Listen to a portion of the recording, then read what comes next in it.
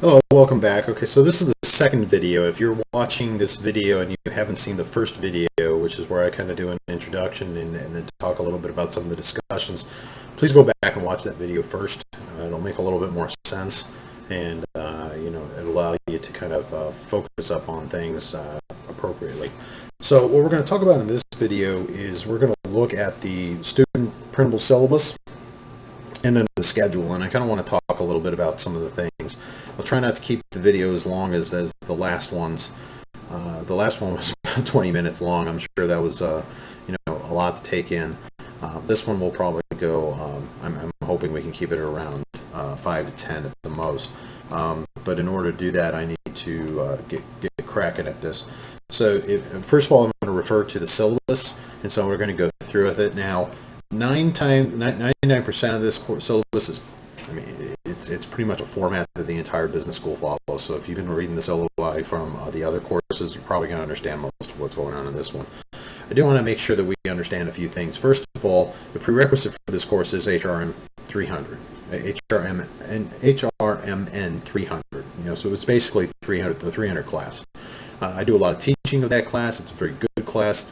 I do highly recommend that you have it first. If you have not taken that class, you might do okay with it, but there's going to be a lot of concepts that we're kind of talking about that you might go, gosh, I kind of don't know what they're talking about there, so I'm going to go ahead and bypass that, and you might miss a little bit of it. So I know some of you have gone out and probably gotten permission to take this class first, and it's all well and good. Obviously I love students who want to flock to me, but at the same time, my recommendation would be to go ahead and sign up for that 300 class before you do this one, if possible. Here's the thing, and so we got some the intended course outcomes. First of all, we want you to understand. Let me tell you the basic gist of it. We want you to understand how compensation plays a role in your organization and your organization's HR overall strategic mission. Okay. Now we're going to throw out a lot of terms. We're going to throw out total rewards. We're going to throw out salaries, benefits, intrinsic values, things of that nature. In the grand scheme of things, why do people come to work at your organization? They don't work because there's nothing else for them to do. Okay, there are plenty of people who would be very happy sitting at home and getting a paycheck for doing nothing. They come to your organization primarily because they want to earn a living. Okay. Now, there's a lot of people who are extremely passionate about what they do for you. Very good example. As I mentioned in the first video, I'm a tax accountant. Very passionate about tax accounting. I'm very passionate about research. So if for some reason I got a basic salary, I'd probably still try to help people figure out that kind of thing. If we still had to pay taxes in that case. I think for the most part that if that's just who I am. That's what I enjoy doing. But for the most part, people are coming to work because they want a job. Okay. How do we use that to motivate people to achieve the strategic mission of the organization? Now, this gets back to that why I want you to have 300. If you don't understand that strategic mission is the baseline of every single thing that we do, you're not going to get a lot of what's going on in this class. So, strategic mission is where we start. Obviously, the diversity is everywhere that we want to be because we want to be a diverse organization. And then there's these little pillars that we have, and compensation is one of them that basically says the compensation stems from the strategic plan, the diversity plan, and then also the strategic plan has its own. The compensation strategy has its own merits and things of that. So, what we're going to do is we're going to go through a variety of exercises and discussion topics that are going to help you learn how to use compensation to your organization's advantage. Because remember, I know it says human resources, and I know a lot of us think that we work for the people, but who do we really work for, folks? We're hired by management, and management is hired by the owners of the organization. And if you're not providing value to them, you're not doing your job. Okay. So we're going to teach you how to be able to do a lot of that and be very successful at what you need to do here at UMUC. All right, so the importance of this course and other majors and disciplines, well, you know, there's a lot of other stuff that's in here that you can read. We're going to get down to sort of grading information and criteria. Okay, so here's the gist of it. There's participations, that's 24 points. You've got assignment 1, which is a PowerPoint, assignment 2, which is a PowerPoint, and you got the final paper, and then you've got the timeline. I've gone ahead and I've set up the due dates of these things. Normally assignment 4 is due, I mean, it seems like in other compensation classes, assignment 4 is due right around the same time as assignment 3. I actually put it first because my personal opinion is if you don't do the timeline, assignment 3 really isn't going to make much sense. Okay, so I want you to get that done first. Okay, so I've gone ahead and I've set that up that way. Now let's talk about okay. In an online course, I can't grade participation by how engaged you are in my teachings. Why? Well, we're not in a classroom. I don't get to see your bright, smiling faces every day. So one of the ways that we do this is sort of the online participation class. Now, the way that the course is set up is that, hey, you're going to participate by, you go out and you do your posts. We're going to make you go out there and respond to people's posts. And then based off of all that, we're going to sit there and we're going to give you a grade. Now, the typical way that UMUC does it, I've not been as much of a fan of. So I've kind of devised, the slight modification. It's still within the grading criteria. I've actually had some people who've asked me how I do it because they like the way that I do it. But here's what I do. And if you read the syllabus, I did some modifications to it. You know, you're basically going to get 3 points. Okay, your first point is for posting. You go out there and you post, you get a point. You go out there and you reply to the required number of replies, you'll get a point. There's 2 points right there, 2. Okay. The third point is going to be based on what's called viewership. Now, this is a controversial, probably isn't an adequate word to describe it. I've had some students when they first hear it, they're kind of like, "Are you kidding me?" Well, no, I'm not. Okay, right there. No, I'm not. Viewership's very important. And here's why, folks. If you're not going out there and reading what other people are saying, you're not taking the full advantage of learning. Now, I understand some people say, "Well, I'm busy." Well, folks, I'm sorry, but if you're busy, you still have to do the work. Okay? I started having some sympathy when I first came up with this concept, but then I started realizing I had a lot of students who came back to me and said, "You know, I really hated this concept of viewership, but thank God you made us do this, because this makes so much sense, and I learned so much from people that I would normally have talked to as a result of it." So the way viewership works is that, you know, I know, I'm probably going to be divulging a secret here, but guess what, folks? We professors can tell if you've been reading the posts of others. And if that shocks you and confuses you and makes you unhappy, yeah, go ahead and reach out to me. I'll be very happy to discuss it with you.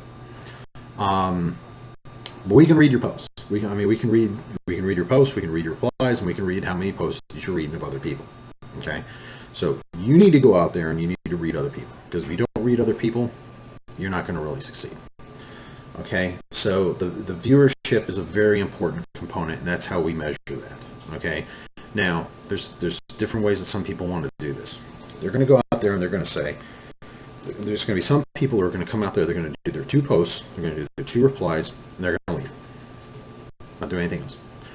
Then there's going to be some people who are going to go out there, they're going to wait until Sunday to read everything that everybody says. Because it not only measures your viewership of other people's posts, but also measures your viewership of other people's replies. And so Sunday night, they're up until 10 o'clock at night, and they're reading every single person's viewership or post to make sure they get the highest viewership grade they can get. Folks, you don't need to do that.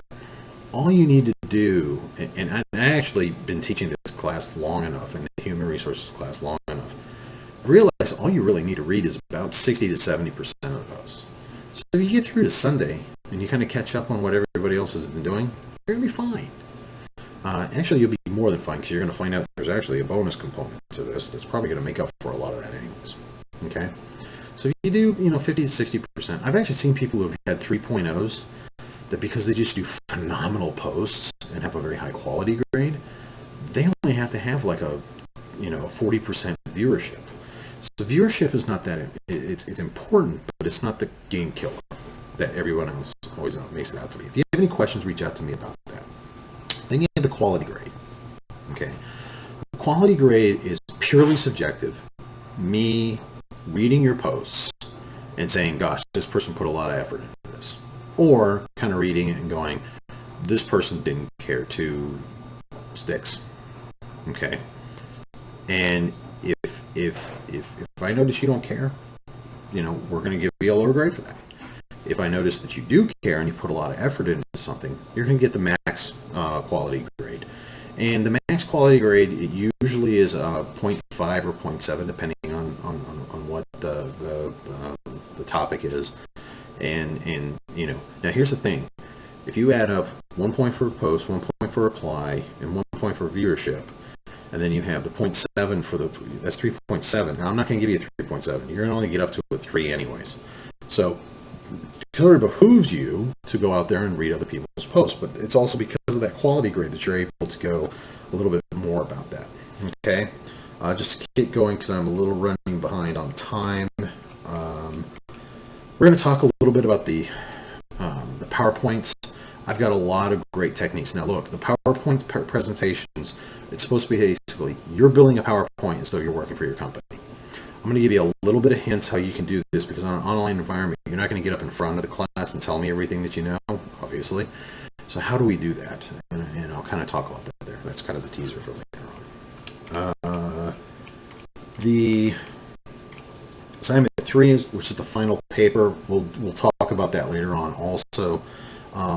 But needless to say, this is where you kind of get your academics on. And guys, APA is the way to go. If you are struggling with APA, reach out to the Writing Center, reach out to somebody who understands APA very well. There's also a website that I'm going to give you later on that will help you if you're struggling to find good citation sources on APA. I remember the good old days, you had to buy these APA books. Half the time the APA book was always wrong. They had to print out all these corrections and all that stuff. Now that's gone. All you have to do is go to Purdue, OWL, and you have a very viable APA source. And so that's what you need to worry about there. And then the last thing is sort of this the timeline. We want to make sure that with the timeline we get that set up first, because like I said, and you'll see this when you start looking at the assignment, the timeline makes sense if you do it ahead of time. Okay, no pun intended. So the only other thing I'm going to talk about here is academic integrity. All right, if you are here to take shortcuts and you think shortcuts are the way to go in class, drop out of the program now. And I'm dead serious about that. Here's the thing: if you can't be an ethical leader, you probably shouldn't be a leader at all. Okay, and one of the reasons why you're getting the degree here is because you want to move into leadership. Why do we want to move into leadership? Well, probably because a lot of us want to be more successful in our careers. Many of us do it for various reasons: more money, more power, more ability to do the things that we want to do. Why are you here? If you can't do it in an ethical manner, I don't know how else to say it, folks. You probably need to start doing some serious introspective examinations. The way we do this is that if you don't have any honor in the way that you turn things in, I'll be very happy to introduce you to the department chair, who will be very happy to work on a way to handle your situation, and it won't go well. Okay, please follow the academic policy. Turnitin.com, I have used this from time to time. I haven't decided if I'm going to use it this time again. It's actually a lot easier than I thought it would be, but when I started using it, it's been fantastic, and so I haven't decided if I'm going to start using it. But we definitely want to make sure that we're turning in our own work and not copying somebody else's work. And guys, I've taught this class so many, for a few years now, and so many semesters. Stuff starts, it's pretty easy to see when something's kind of like, okay, this doesn't look 100% original. All right. that's it. Okay, that's the end of this presentation, and so I will discuss the schedule on the next one.